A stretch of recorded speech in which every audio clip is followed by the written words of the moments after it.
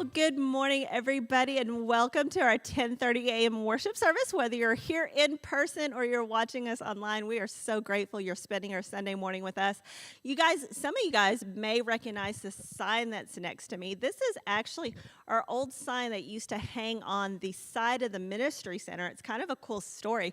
We sold the ministry center shortly before moving into this building.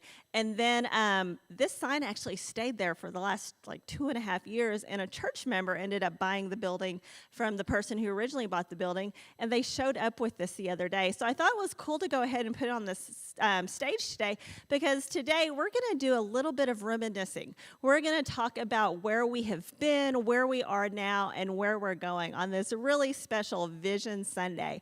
And here's what I would love to hear from you guys. Whether you're watching at home, if you guys are here in person, pull your phones out, comment on Facebook.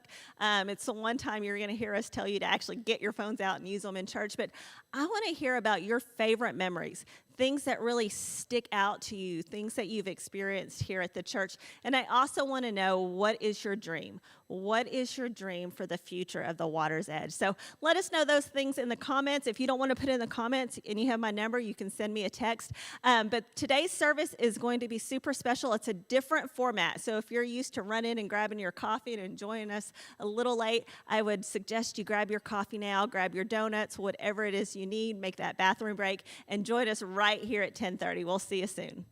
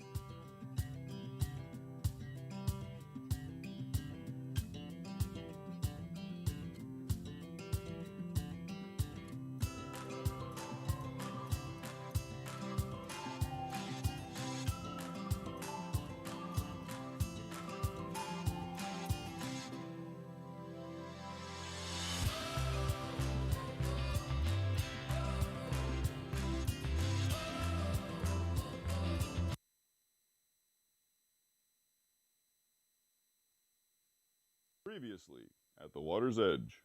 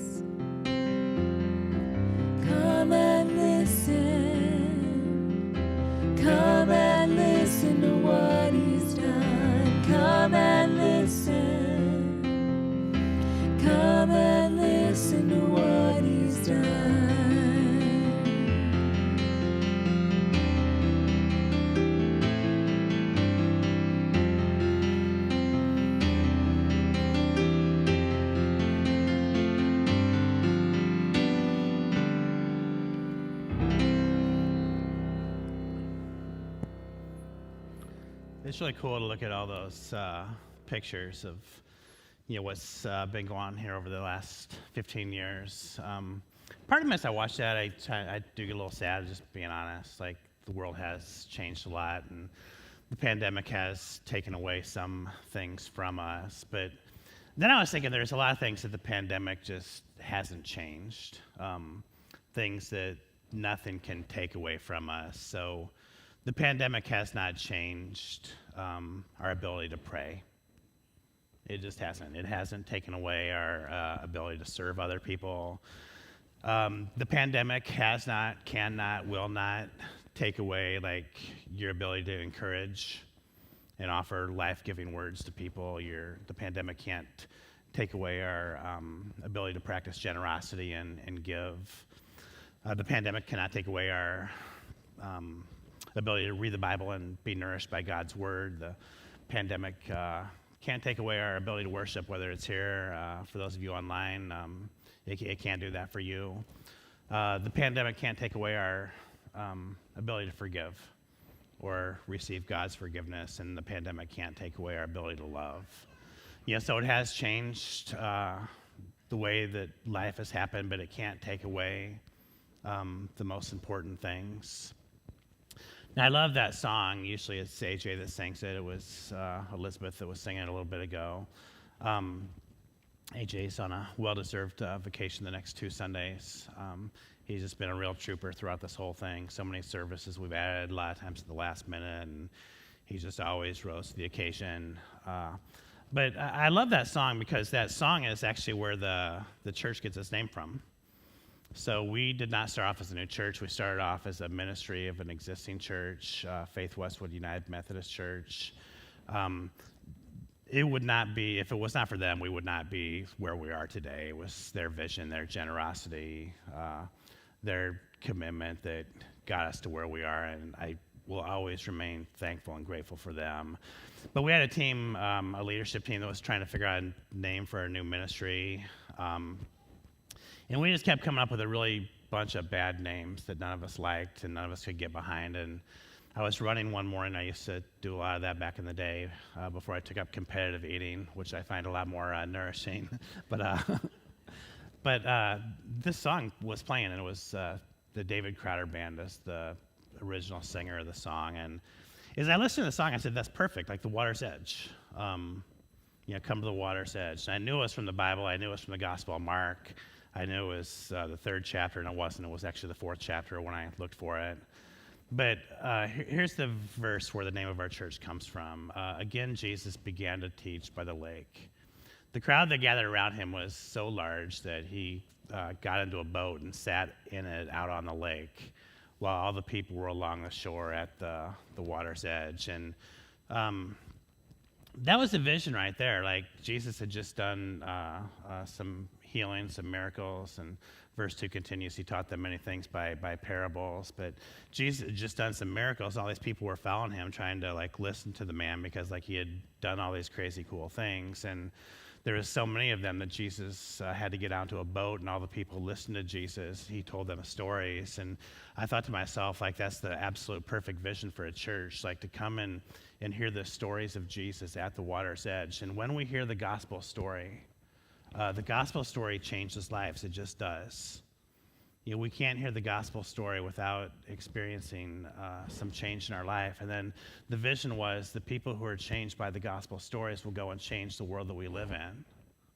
And that was the original vision for the church. And, we came up with a mission statement. And the mission statement was to help people grow in their, so here's what we've tried to do for the last 15 years, and it's not going to change. It's what we're going to do for the next 15 years.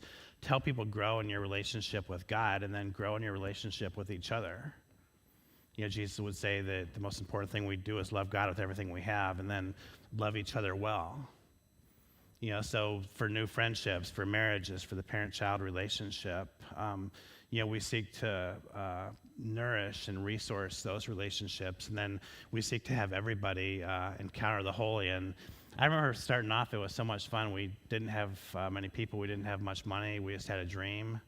But if you got a dream and you're convicted about that dream, the resources and the people, they will take care of themselves, because God's a God of provision. And we used to got a bunch of people early on because we would give away free car washes, and people would try to give us money and say, well, we don't want your money. This is free. Just, if you want to know more about us, come and check us out when we started worship services at Russell Middle School in a few months. And we used to give away Sunday papers when people would actually read the newspaper. And we'd say here's a Sunday paper, and if you want really good news, it's kind of a cliche, but if you want really good news, come to Russell Middle School in a few weeks. And we just we did these grocery drives where we'd stand out front of grocery stores with empty bags, and we had these bags printed, and it had all these things that you could buy, and then we'd take the bags down to Together, and 15 years later we still have a relationship with Together, and we'll talk about that in a little bit. But we've given over 150,000 pounds of food, best we can tell, in the last 15 years. And I remember one time we did this, and we went down Together, and they're this amazing nonprofit now. Then they were kind of this fledgling thing. It's been kind of fun to grow together. And me and a guy, Craig Barnum, he lives in Waco, Texas now. We had his truck, and we had his truck that was full of food from this grocery store from the Saturday before, and we got down to their old building, and people were wrapped around the building waiting for food, and the shelves were empty, and people were just taking food out of the truck that morning. And I said, this is something we're going to cling on to here. We're going to feed hungry people, and if we don't get a new person, if we don't make a nickel because of it, we're feeding hungry people, and that's part of the gospel, and that's what we want to do. And we've worshiped at places like Russell Middle School. Any of you here worship at Russell Middle School? I think a few of you did. Yeah, so it's really cool. You see the hands in the air, and so you remember those days. And we went to Millard West, and we went to Tiburon, and it was great for golfers. People would come in their golf clothes, and they'd look ridiculous, and they would go play 9 holes after church. You kill 2 birds with 1 stone, and we worshiped at Scott High School 2 summers. I always joke around, we're the only Methodist church in the country that's worshiped at a Catholic high school, and they were just great to us. I think about one day I talked to the guy that runs Release Ministries. I'm guessing this is about 08, 09 maybe, and he said that they needed a new van, and I could tell the pain in his voice, and I said, okay, we'll buy you a new van. Then I hung up the phone, and I said, what the heck did I just do? So I took it to the church on Sunday, and y'all just totally, we were a small church then, and y'all just gave so much, and I had one donor that was going to match it, and we bought him a very nice van, within 4 or 5 days of me promising to buy him a van. Is because your vision for hurting people here in Omaha. So then we do a lot of international missions. I saw Chris Simas here today back in the booth. I think he's back there, and he just got back from Uganda on Thursday, and we've probably, I don't know what the money, we've probably given $100,000 to Uganda over the last 8 or 9 years, I'm guessing, probably more. We support missionaries in Nicaragua. We've supported them in India, the Middle East, Europe. We do a Belize mission trip, and we've focused though on the local stuff because that's where we live, and I don't want us to lose sight of the international stuff. But about 80% of what we do is probably local, and that's very intentional. This year during the pandemic, we had galas here, for Release Ministries, and people would come and use our building, and they'd use our technology, and we were just happy to share this with them. And we never charged anybody a nickel for it, and it was really cool. And Together is one that we've just partnered with as far as food goes, and it's really cool. Ron Christian and I, he was at the early service. I was kind of leaning to him a few weeks ago about, we want to buy these wells for people in Nicaragua, and you'll hear about that next month. And we want to do the, Christmas presents and food provisions for, some of Millard Public School students. And, we've always done the thing with Together where we provide meals. And he set a goal of 100, and I agreed with it. I said, 100 is really going to push our people during a pandemic. So one of the things we've always done here too is invest in the next generation, and we'll talk about that in just a few moments here. But I got a kid in college. He's coming back home Tuesday, and I can't wait to see him. I haven't seen him since I dropped him off in early August, and I have an 8th grader that's I think he's playing a basketball game this morning, and he's got another one this afternoon. But I tell you what, I could not imagine a better place for these two kids to be nourished in the faith. So what we're going to do now is we're going to watch some of our kids tell a story about one of our local missions.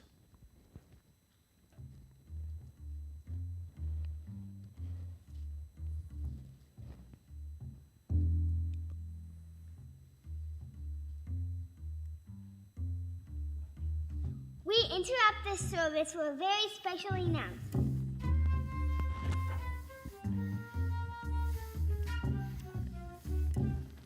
We set a goal for $3,500 to feed our neighbors a Thanksgiving dinner.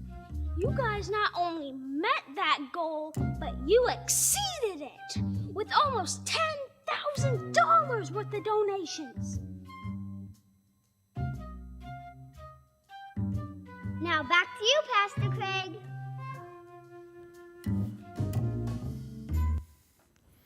Yeah, so Felix was a young, caffeinated young man, and that's Michelle's son, and we'll hear from her in a little bit. And then Chad's kids, Caleb and Berkeley, were helping out with that announcement as well. But that is amazing. So if you add up the 55 meals y'all brought in here, we're able to provide $10,000 worth of additional meals. 341 people will get a Thanksgiving, or 346 people, I think, families will get a Thanksgiving meal because of y'all. And last week I talked about giving out of pain. And it was obviously painful for a lot of us to think that there's going to be an empty table on a feast day where we should be giving thanks. And y'all just knocked it out of the park, and just thank you for that. So Chad, you've been with us, I think, 13 years now. We were talking earlier this week about just kind of some of the things that have happened over the last 15 years or so, especially the 13 you've been here. And one of the things that came up in our conversation was some of those vision gatherings we had after we purchased this land in 2012, and then before we constructed the building in 2018, 2019. So when we talked about that, tell us why those vision gatherings were really the first thing that came to your mind. As I ask you, what were some of the most important things you've seen the church do over the last 13 years?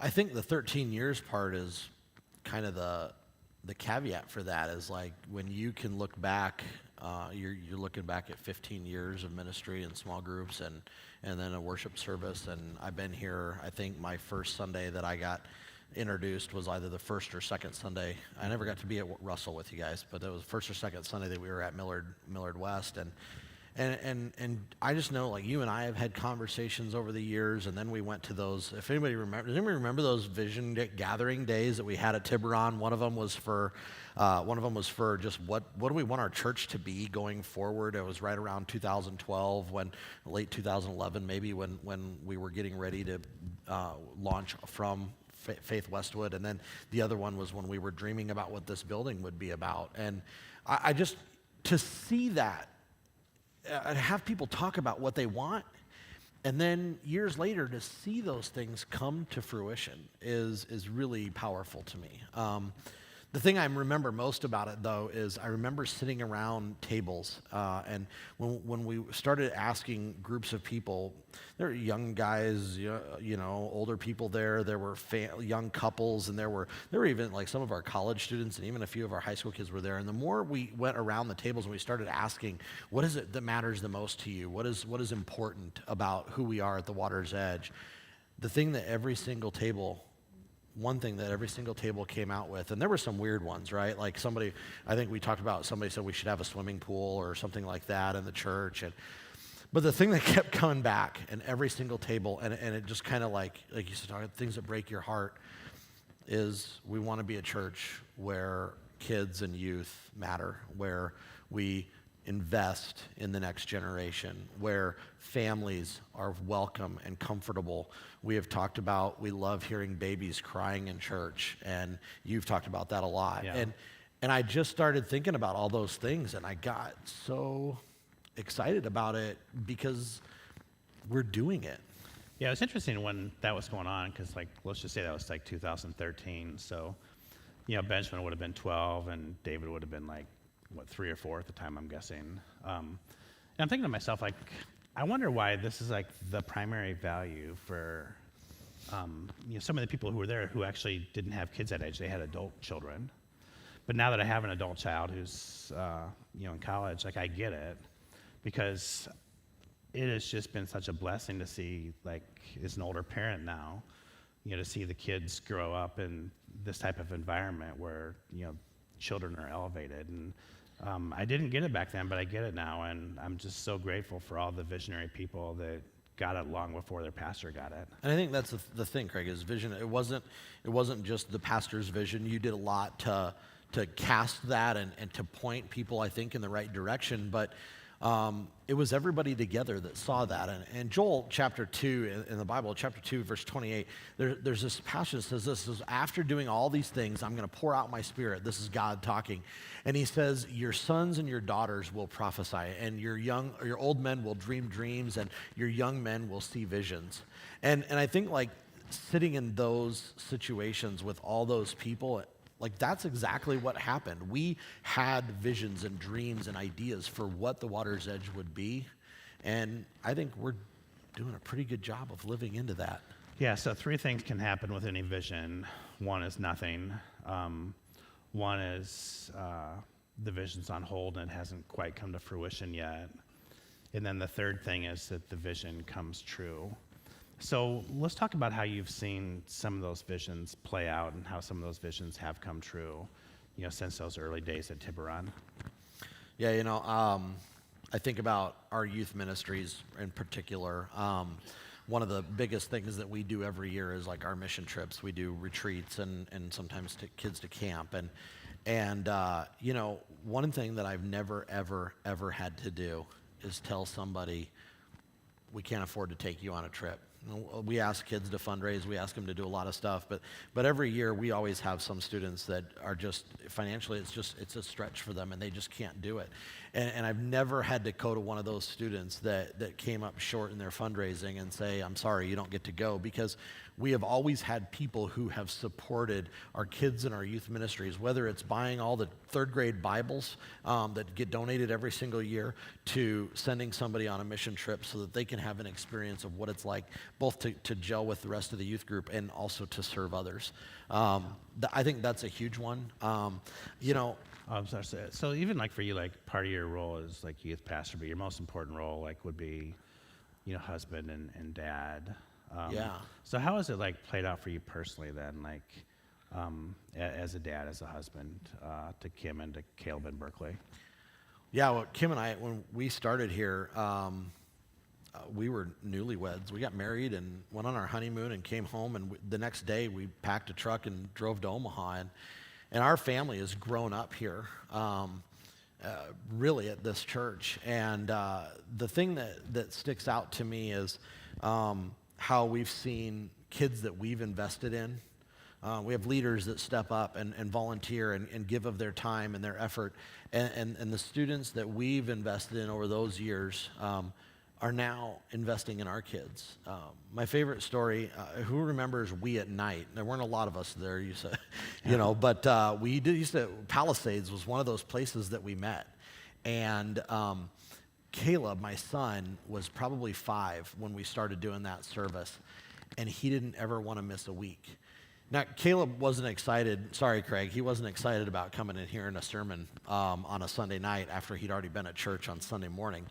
He was excited because Sean and Evan were there. And Sean and Evan were 9th graders when I started here at the Water's Edge, and by this time they were both in college and they were around, and they would show up every single week to help set up. But the coolest part about that, it wasn't that they set up and that they were there, it's that when Caleb was there, they were cheering him on in his serving and his being there. And those were the big kids that he wanted to be a part of. They were taking the investment that had been put into them, and they were putting it back into him. Yeah, I always thought like what was going on there was like the second most important thing that happened were the chairs were getting set up and the sound equipment was being made live. I think the most important thing that happened, what I saw was, that mentoring. Now we have a really cool video about one of those two boys. He's a man now, Sean, and let's take a look at that. It's him and his wife, Grace. My name is Grace Carmody. This is my husband, Sean Carmody.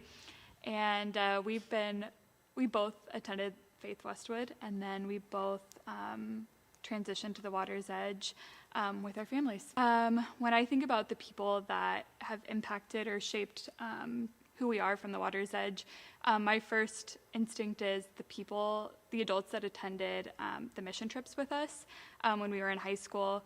And especially now that I'm a young adult, realizing like how precious paid time off is, and realizing that a lot of those adults chose to voluntarily take 5 days of their paid time off to hang out with sweaty teenagers. And I also when I think about people that invest in us, I don't really think about the specific super beautiful words they said or how hard they worked on mission trips, but I think about like the times in the van together, just spending time and just talking to us like human beings rather than kids. I couldn't name off probably countless adults that have been and impacted our lives throughout the entire time that we've been here, whether it was even us volunteering alongside with them or they were volunteering to help with us. It's all been a great relationship, no matter who we've worked with or interacted with here at the church. It's been, there's a variety of things that we've been involved with, and including, just mainly helping out with kids, which has had its ups and downs. It's fun more than anything, and I just remember being a kid and how that was, and hoping that we make an impact on them to hopefully help out as well. Jesus talks about having a childlike faith, and what better way to remember that and learn what childlike faith is than otherwise to be surrounded by it. I mean, there were times when you really accomplished nothing that you were supposed to on the agenda of We Kids or We Youth, but it led to bigger discussions or different discussions that wasn't the plan, but it worked out better that way. Thank you for letting us, be a part of the church. Thank you for letting us teach your kids and just let us volunteer. There are certain things that we're definitely, some people are more capable than others at, whether it is with kids or swinging a hammer or digging a hole we're just thankful that we get to be a part of it. Thank you to the people that did that for us. That were the people in the vans with us on mission trips, or that will some days. Yeah, so Chad, that has to be rewarding for you, because I think the average youth minister stays in a church 2.5 years or something like that, and you've been 13 years, so you would have known those kids when they were middle schoolers, and now they're adults who are actually serving our kids. Yeah, Sean was a freshman. Grace, I think, was in 8th grade when I got here, and I think the thing is what's cool is it's a generations thing. It sounds weird to say it this way, but we're kind of into the second generation of leaders and people here at the Water's Edge, and that's just really cool to see. When we have kids that graduate high school and go right back into serving in kids ministry or youth ministry, and that's just really for me. It's not about what I've done. It's that they're doing and that they're serving. Yeah, so Michelle, I know it's rewarding for you in a little bit different way. Michelle's our director of children's ministries. We're actually looking for a new director of children's ministries. She's, especially during the pandemic, she's done it before, but now it's such a need we have, and she does such a good job with it, with the social media, the website, all the videos that you see this morning, or ones that she's created. Does a lot of work with the sermon series, that you see behind the scenes. But one of the things you do here as well is the wedding coordinator. I do a lot of weddings. We don't do a lot of weddings here. Most people want them like off-site these days, like in barns or places like that. But Sean and Grace were actually the first wedding here at the church, right? Yeah, they were the very first wedding. And what was cool about this, Grace had always said she was going to be her mom's right here, had always said she's going to be the first wedding in this building. And I'm pretty sure that was even before like she and Sean were dating. Yeah, she talked about it like when she was in high school, before we were even had land. She wanted to be I think Sean was just the one that was willing to do it. Yeah, I called her up like a couple weeks before the wedding because she was so proud of this. And I said, hey, just so you know, I booked a wedding the week before you're getting married. And don't ever mess around with the bride. Like, don't do that. Like, not a good idea. I thought it was funny. I was the only person that did. What was cool, though, is when we were doing this interview was they talked about their wedding, and Grace talked about how it really, for them, standing up here with you doing their wedding, and then seeing all the people out there for them, not just friends and family, but the people who poured into them throughout their years at the church. It was really them coming full circle. And I can remember they served communion at their wedding, and it was so cool to see them serve communion to all these people. I mean, these were people that served as their youth group leaders, their marriage mentors, and it really was a full circle moment. Yeah. It was beautiful. It was like a spiritual moment here. So, we bought all this video equipment, and like y'all purchased like hundreds of thousands of dollars of video equipment that's in this room, like when we built our building. And the reason that I convinced the building team to do that is because two reasons. One is I knew a lot of our families are very active, and people travel on the weekends. There's youth sports tournaments, soccer, volleyball, cheerleading, whatever. And I wanted people to be able to stay connected, and I thought that was a great way for us to do it, is have an online product. And then second would be basically everybody who comes to church. If you're new to us, I can almost guarantee you've watched online before you've come, and we wanted to like offer hospitality and provide a great welcome, and that's why we did that. Now, nobody predicted a pandemic was going to come, but Michelle, I want you to talk about just kind of the history of our online ministry, but also how this has played out like during the pandemic. Yeah, so as far as the history goes, like when I started 6 years ago, we didn't really have an online ministry. We had, a website that was kind of put together. We had a Facebook page, but if you wanted to watch the service and you weren't here, you had to go to YouTube and wait for it to pop up eventually. And so the thing about church is, it's part of our schedule, it's part of our norm, and so if we don't have it readily available, the chances, if we're being honest, the chances of us actually going back and watching a sermon is slim to none. And so, with that in mind, we decided, hey, what if we do start live streaming? And it actually started, my son had gone to Craig on a Christmas Eve one day and said, hey, we can live stream this. All I need is my mom's phone. And that's where our live stream started. It started with my phone, not my current phone. I think we burnt through like 3 or 4 phones. An iPhone 5 or something? Something like that. But then, that translated into this little bitty Mevo camera, which is smaller than his coffee cup. Yep. And we used that for several years, and, that just morphed into us being able to go into our main camera system. But looking at it now, where we are, going back to Sean and Grace, they left for a year. But they were able to stay connected in the church. And Grace even said, having online services opened the door for us to remain connected to our church. And I can remember in my early days, we were planning out the building, and Craig constantly talked about big doors. Anytime we were in a meeting, it was big doors, to the point like I felt like we had a toddler in the room who was just repeating what he wanted so we would do it. But, looking now, flash, to 2020, and we had to figure out, how are we going to do ministry? How are we going to do this mission of bringing people into a greater relationship with Christ and others when we can't be in the same room together? And so what we had to do, we went back to the basics. And in Acts chapter 14, verse 27, it says, and when they arrived and gathered at the church together, they declared all that God had done with them and how he had opened the door of faith to the Gentiles. And looking at where we are right now, that's what God did. He was able to open a door of faith using technology.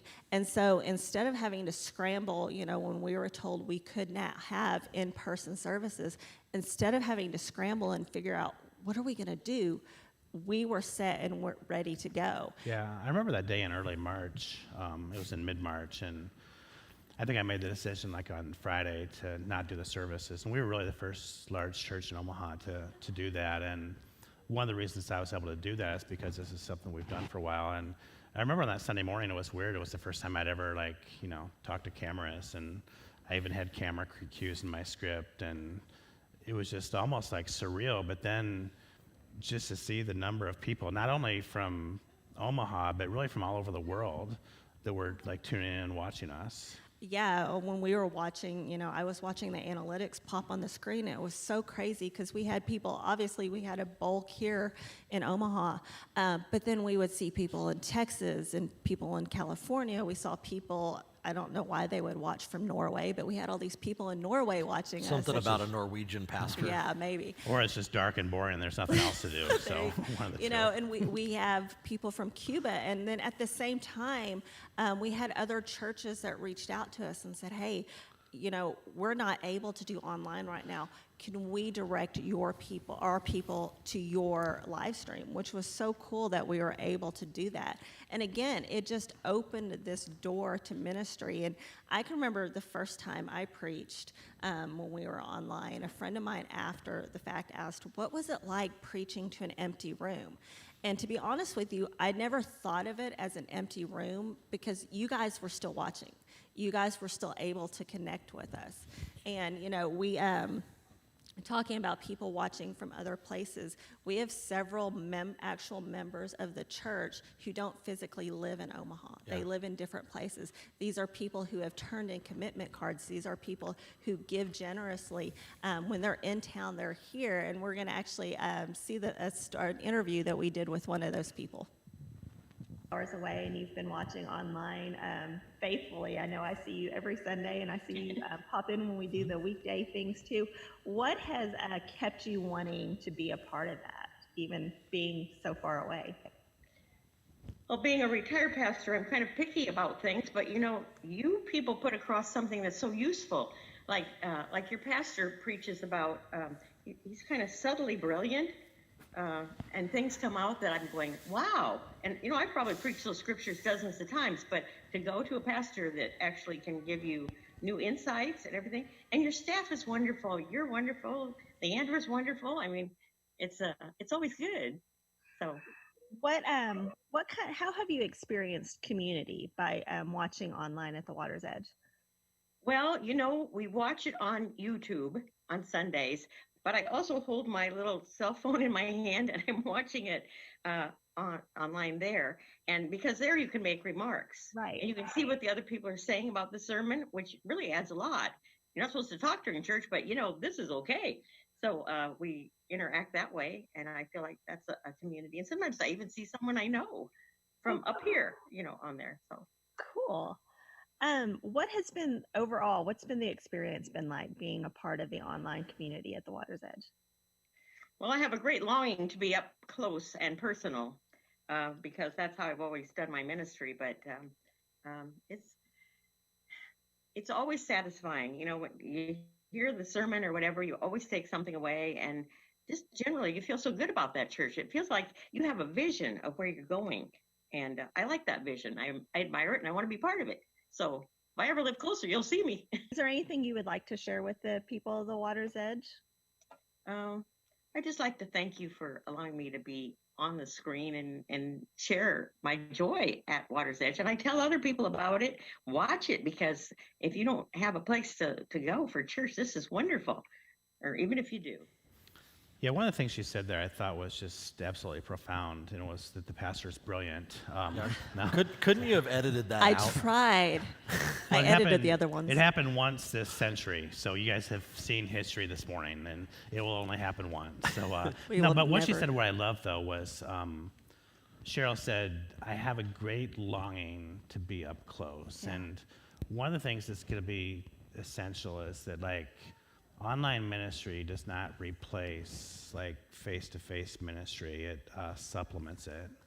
I never want us to get to the place where we choose convenience over like deep community. And I totally get that many people don't feel safe coming to church, and I think we do an amazing job of trying to keep people safe, but I'm not going to second guess your judgment, and I respect that, and we're going to keep doing our absolute best to put out an amazing online product. But Michelle, tell us ways then that you see like the online stuff, fulfilling our great longing to be up close, and really even like how this goes beyond Sunday. Because one of the things I've always talked about here long before a pandemic, and I'll talk about long after a pandemic, is that church is not a Sunday morning thing. It's not a Saturday night thing.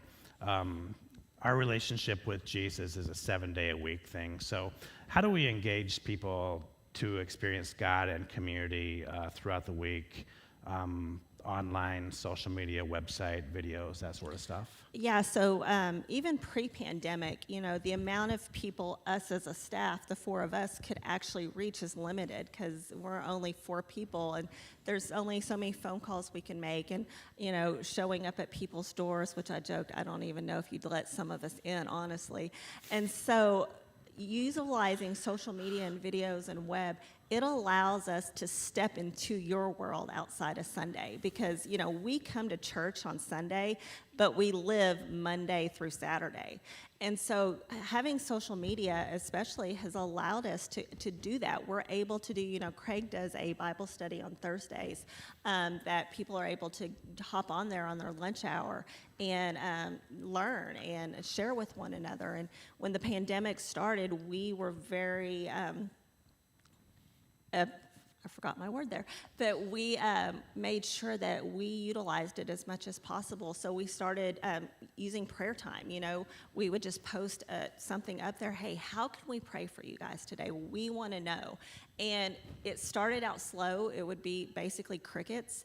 And, now when I post them, not only are you guys telling us how we can pray for you, you're praying for each other. 90% of the time before I can even get up there and comment, you guys are doing it. And then I think at the beginning of the pandemic, when we started our prayer services, which, we thought was going to be like a one and done thing and became a weekly thing. But we didn't know if people ever were going to come, really. Yeah, and, we didn't. Yeah. It was amazing to see the responses, and then I think we did them really regularly until like the 4th of July. Yeah, and I can remember like the very first prayer service, I was actually sitting right here in the front row and I had my computer out and I was moderating. And I can remember Chad looking at me like I was crazy because I was in tears. And the reason I was in tears was because you guys were caring for one another. You couldn't physically be together, but to see you guys step in and say, I am praying for you. How can I pray for you? And just offer those prayers and the support was just an amazing thing. And that has continued. That continues on Sunday mornings. Craig talked about earlier how a lot of people, for the first time, their first viewing of the Water's Edge isn't in person. It's online. And so often we'll have new people hop on there and say, hey, this is my first time joining. And again, before I can even get the words out, you guys are welcoming them into this community. And to me, that is just so cool. Yeah, so talk about like even in the last few weeks. So like the night before the election, we had a prayer service. And I think I said on Sunday morning to the 4 of us the day before that we're going to do this. And Thanks, Craig. I just thought though, like, we're not going to tell people who to vote for. Like, you're smart enough, you can make your own decisions. But what we wanted to do is like help people like treat people who vote differently than you better. And like, what would it mean if a church was just like praying for the goodwill of our country? And then, so we got the Thanksgiving service we're going to do on Thanksgiving Eve service on Thanksgiving Eve. It'll be Wednesday night. But then talk about the thing me and you did on Wednesday night. So that was when we did the Zoom meeting with the kids for the Bible. It's been a long week. So yeah, through technology, we've been able to do so many things to connect, not just with adults, but with our kids too. And so if you were here last week or you tuned in, you saw that we did our 3rd grade Bible presentation. And this is, one of my most favorite things that we do every year. And this year it was crazy because of the pandemic. And so we had about half the kids who came in person on Sunday morning. And then Wednesday night, Craig and I got the opportunity to go online via Zoom to present these kids their Bibles. We did the liturgy, we did the prayer. Their parents were there with them. And it was just so cool. They were like grinning from ear to ear. It was fun. As soon as each one popped on, they just started waving and, saying, "Hey, Pastor Craig, hey, Michelle." And they were all just so excited to be a part of the church, even though they'd been, removed for so long physically. Yeah, so in a minute or two, I want you to share about kind of like your vision for online ministry moving forward. The band is going to come up and sing us a song about vision. But so when the pandemic ends, and there's some vaccines out there right now that looks like they're close, and every prediction I've made about the pandemic has been wrong. But I just think that there will be a time in the future that this is behind us and, things are going to be better. But the church world doesn't go back to the way that it was in February of 2020 because the world around us is changing. I mean, so nobody saw 20 years ago that, Kmart and JCPenney were going to be gone and that we would have this Amazon truck deliver us all our goods. Like, people didn't see that. People didn't see even in March that this company called Zoom was going to replace board meetings. For a lot of companies, people didn't see that Wayfair was going to replace Ethan Allen. You did. So actually, I bought stock in Wayfair in March, and they're all painfully aware of that. And Domino's And Domino's Pizza. It's yeah. We eat lots of Domino's. The only two good investments I've ever made, but like, people didn't see those things, and like, so Michelle, tell us about like, kind of what your vision is, like, working with our online ministries, what that looks like going forward. Yeah, it's kind of like you said before. I don't ever see online ministry replacing in-person ministry because we were made to be in community together. But I do see it as something that enables us to be together when we can't and enhances what it is we do. And, when I was a little girl, my daddy used to always say, remember not just who you are, but whose you are. And my dream for the Water's Edge is that by tuning in, whether it be online, watching us on social media, people can get a glimpse of who we are at the Water's Edge, but whose we are through our missions, through our outreach, and just everything we do to make sure that we remain this community that we are. Yeah, so Chad's given us, some visions for the, age level ministries. Michelle's talked about a vision for the online ministry. I've talked about a vision for, house churches and missions. But the vision that matters isn't mine or hers or his. The vision that matters is God's. And, one of the things that I pray is that whatever we're doing, like whatever we're thinking about, whatever we're praying about, whatever we're talking about, whoever we're giving to, that we're just right beside God because this is all about his vision. And the band is going to sing us this really cool, beautiful song about God's vision.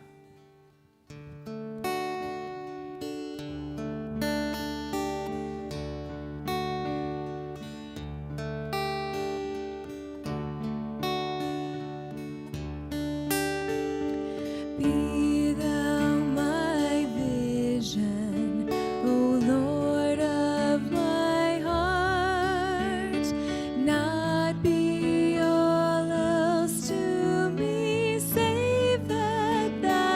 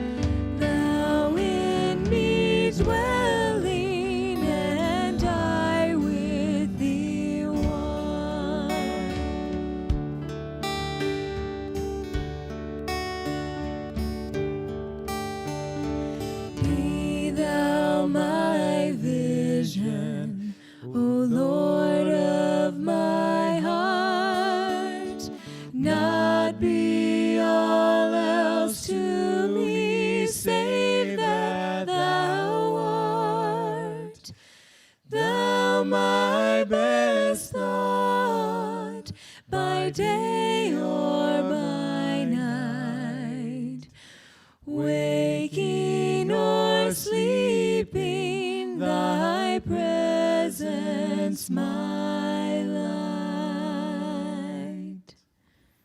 Yeah, so thank you, band, for leading us this morning. They're going to come up and sing one song in just a little bit, but this is a great example. Like Jimmy and Liz and John are the upfront people singing, and I can't forget the bass player. They get like quirky anyway about like not being mentioned. So John Butler's on the bass and just does an amazing job. Nick Schlick's our typical drummer. AJ's like I said on vacation the next 2 Sundays, but. To be able to call like y'all and just say, can you lead us in worship? I mean, none of them are getting paid. Yeah, well, I do have to take Jimmy out for lunch, so he'll enjoy a Happy Meal on the church. I may even spring for that one myself, I think. But you just look at them, and this is significant time commitment, but just think of, we got all the people back in the booth, and talk about the most pressure job in the church. Like, we never notice when they're doing a great job, but we notice when something goes wrong, and y'all just kill it every week back there. Usually we have donuts and coffee, and we'll have donuts and coffee again someday. Chad and Michelle, I was thinking for the two of you, the toughest part about age level ministries is finding volunteers. And I know it hasn't always been easy for either of you, but as far as being in a church, your gig of finding volunteers is as good as it's going to get. Yeah, I've worked at several churches, and I don't think I have ever, I worked at a 15,000 member church and a little bitty church, and I have never experienced the level of just servanthood as I have here. Never once have I worried about having to shut down weekends because we didn't have the volunteers. Well, and it's dedication too. We actually have been doing in-person youth group, and we don't gather in a big group anymore right now because of the pandemic, and there's no way that I could have 10 different small groups going on without volunteers in each of those rooms, and just the dedication is just amazing. Yeah, I've always estimated 95% of the work done around here is actually done by volunteers, and I just think about the long history of our setup and tear down team when we were at Millard West, and it just wouldn't have happened if it wouldn't have been for those guys who show up at 7:15 and leave at 12:30, long before I get there, long after I'm there, and it's just, that group was so inspiring. And Leander, you started off as a volunteer, as an intern. We had a mutual friend who's a pastor in Iowa. You were interested in exploring ministry as a vocation. I remember we met down at California Tacos. You were a student at Creighton, and said, why don't you just try it and we'll see how it works out. And you were here for a couple years. What did you do those first couple years you were here as an intern? I interned those first 2 years. I came in starting on Wednesdays. I was at Stacy Dobesh's house. I think the first week I met Craig, already helping with high school girls youth group. We just threw you in. Yeah. Craig's like, you should come out and check the office, and youth group's at 6:30. You'll drive over to Stacy's house. You're with the high school girls. I was like, do I work at this church now? I had no idea that I would still be here 6 or 7 years later. But yeah, so you did take a break for 3 years. Went to the divinity school at Duke University, and just north of where I went to seminary in Atlanta. But one of the things that my seminary, and they didn't teach us at yours either, is the course How to Pastor During a Pandemic 101.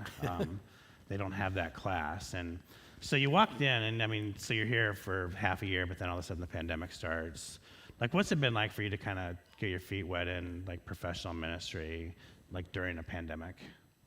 Yeah, like Craig said, 3 years of studying, reading, I never heard the word pandemic mentioned once, or how to do online ministry, or how to make decisions about masks or anything like that. So it's been a learning curve, but I remember early on when this started in March, and we kind of had a meeting about, maybe we should move worship online and that sort of thing.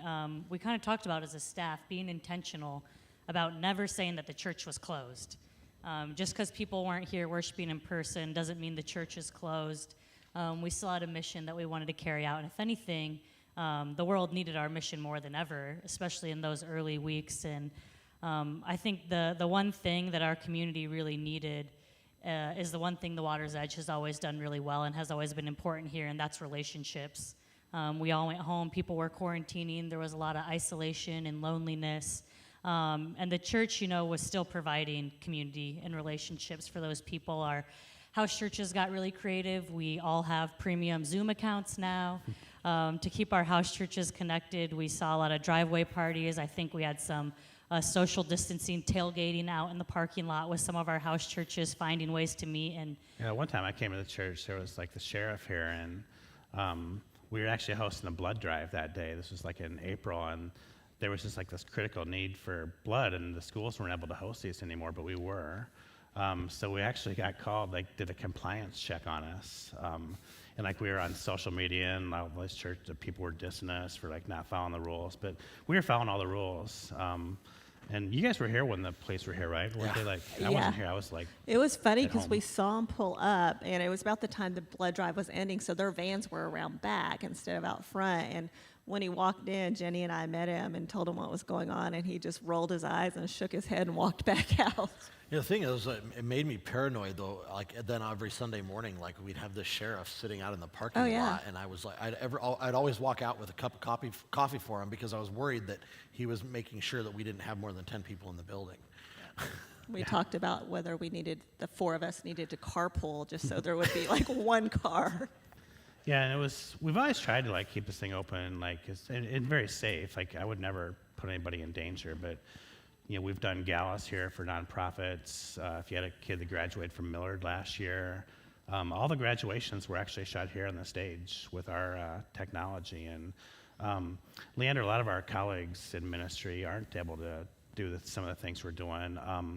Talk about how the church has helped people navigate the pandemic. yeah, one of the cool things that happened, obviously early in the pandemic, like I said, and people are feeling lonely, isolated, we wanted to make sure that everyone had a community, and we knew that our church could help provide that. So we wanted to start some house churches during the pandemic when people were quarantining. I was like, how are we going to convince a leader hey, you should get on Zoom with all these strangers and talk about the Bible and get to know each other? I thought that was just such a tough sell, but we had multiple families in the church step up and be willing to lead. I see the rector sitting right here. They were one of these leaders that said, yeah, we'll go on Zoom and start a house church. Just send us the emails of the people that we need to send the Zoom link to. And now they've had a chance to meet in person a few times, and that's been really cool that we've had leaders here that realized how important those relationships and community were. And we're going to hear from Tammy Rector here in a second. And her and Mark, they're pretty new to the church. They joined in 2019, and they actually joined the Rector's Zoom house church and really found the sense of community that they needed this year in that group. My name is Tammy Ryer, and my husband Mark and I joined Water's Edge on Easter Sunday of 2019, and we actually stumbled across it. We had not been in a church for a while and wanted to join a community, get involved, and came to Water's Edge, and we have not stopped coming ever since. Well, Mark and I were looking for a community that involved getting to know people, developing friendships, and really being active, and we have found that in Water's Edge. We really made a conscious effort to get involved. We wanted to get involved in a small group, but early on the timing of it wasn't good for us, and so we were able to do something called Dinner for 8, and it was where 4 couples got together on 4 different occasions for dinner, and so that was nice, great way to meet people. We have since joined Home Church, so we have a great community that meets every Wednesday at somebody's home, and that has really been a lot of fun and a great way to meet people and get to know people on a little bit deeper level. The church has had a tremendous impact on us, and the timing was very interesting. It had been a long time since we'd been in a church, and so the fact that we found Water's Edge in 2019, little did we know that 2020 was going to happen. And the fact that it did, it has given us such a community. It's really helped us navigate through this very difficult year, and we're so appreciative that we found it when we did. being members of Water's Edge during the pandemic was so incredibly important to us because it was such unfamiliar territory, and to try and navigate that on our own would have been incredibly difficult. We really immersed ourselves in the online worship services on Thursdays that happened early on. Those were really important to us. And the drive-through communions, the surprise parade for the Water's Edge staff, that was so much fun, and it brought some bright spots to a very difficult time. Yeah, so Leander, tell us just briefly about the Churches That Heal program we started this fall. Yeah, so one of the cool things that has come out of this pandemic, we started a new program called Churches That Heal, and this is kind of a mental health support group. Also a class to help people, learn what does the Bible have to say to these issues like depression and anxiety. And we just did it for the first time the past 8 weeks. It just got done. And this week I got the feedback forms back from the people that took this class. I think there were about 10 people in the first group. And one woman in there wrote that by going through this program, she realized she wasn't alone, and she was starting to see herself differently than she did before. Because of going through this program and reading that. That's what we hope that everyone can experience at this church. And that really reminded me of there's a Bible verse in Galatians 6:2, and Paul's kind of writing about here's what the church should look like. And he says the people in the church will carry each other's burdens and in this way fulfill the law of Christ. And this community, Churches That Heal, it's all people dealing with some of the same stuff, and they came together and they helped each other carry those burdens. And our house churches helped people carry each other's burdens through this pandemic. It helped the Ryers navigate through this. We've even had so many stories of people here donating money to help carry the financial burden that people have experienced. And that's not just a 2020 thing. That's something that the Water's Edge has done for a long time, and that is going to continue in 2021 and the years to come. Yeah, so the band's going to come and sing us one last song, and I want this to be a time of reflection for all of us. For those of you online, I encourage you to do this as well. One of the things they say in the song is greater things are still to come, and I really believe that. I believe this pandemic will end, and I believe that it's gonna end in 2021. I could be wrong. It's who knows, but it's gonna end, and greater things are still to come. I believe that for you as an individual. I believe that for your family. I believe that for your relationships, and I believe that for our church as well. Some of those beautiful pictures you saw, I think that greater things are still to come. This is an absolutely critical time in the life of our church. I would go back to just 2 other times that would compete with this. Time one is when we were raising money to see if we could even raise enough money to buy the land that we're on right now. And I would say the second time is when we moved from Millard West into this building here about 2.5 years ago. I would say this is critical time number 3. I totally believe that the world needs Jesus more than it ever has in my lifetime. And I believe that our church is very equipped and prepared to offer his love to a world that needs his love.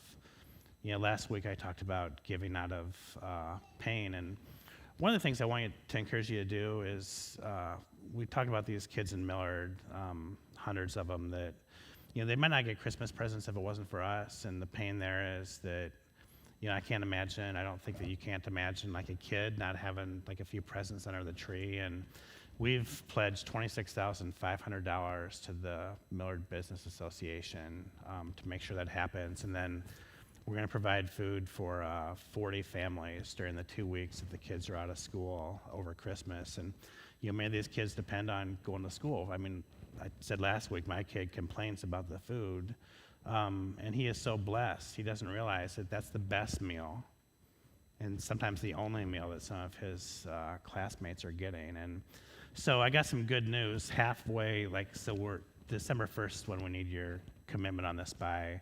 $26,500. We've raised about half so far, which is really cool. We've raised about $13,000 so far. I suspect that we'll do more than the $26,500. I told them we're going to do $26,500. Go to our website, weomaha.com, Season of Giving. All the information's there. We exceeded the goal in the Thanksgiving meals. I want us to exceed the goal here. And then for 2021, this is the day we do our commitment to the church. And this has been the lowest key commitment Sunday we've ever done. Typically where our budget increases, 10, 12, it's been up to 18% a year because we've grown so much. This is the first year in our history that we haven't grown, at least in person, because of the pandemic. We had a great January and February, but then we've either been closed or at very limited capacity. And our budget is only increasing 3% this year. Our staff and our leaders have worked very hard to limit that because we're mindful that we're in a pandemic. But what this means is that all of us who are here are going to have to take on all of this. Typically, we've relied on new people to partner with us, and then new people have always done that. So if you've typically given like $1,000 for the 3% raise in the budget, your new gift would be $1,030, and I think you can do that. We have a couple dozen families that give over $10,000 a year. A 3% increase there is $10,300, and I pray that we're able to do this. And I want us to move forward fully resourced. If you have your cards, you can bring them, drop them off in the offering baskets. If you don't, those of you online, just go to weomaha.com. It's Generosity 2021. There's an online card that you can fill out there, but that's your commitment to your church in 2021. So we're going to listen to the band. I love this song. Jimmy and I were talking last night about the song as he planned the worship music for this. Like, it's the perfect song. As we commit ourselves to God, and we commit ourselves to each other, and we commit ourselves to our city.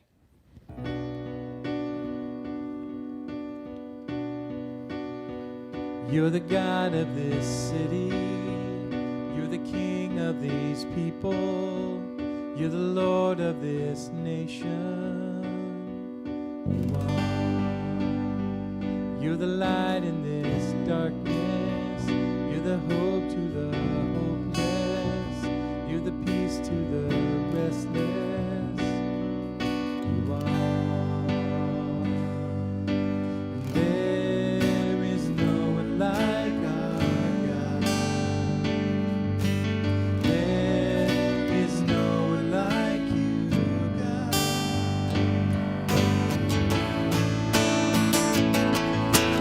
Greater things are yet to come. Greater things are still to be done in this city.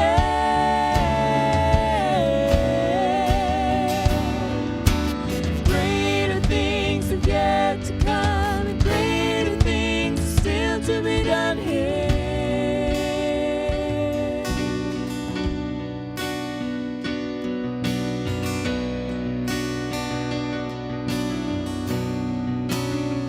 You're the Lord of creation, the creator of all things.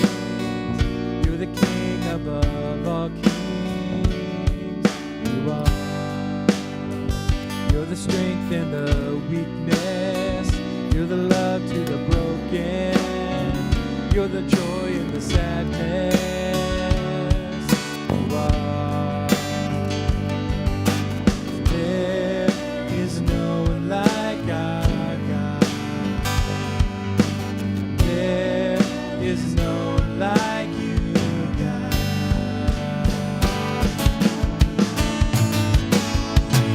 Greater things have yet to come, and greater things still to be done in this city.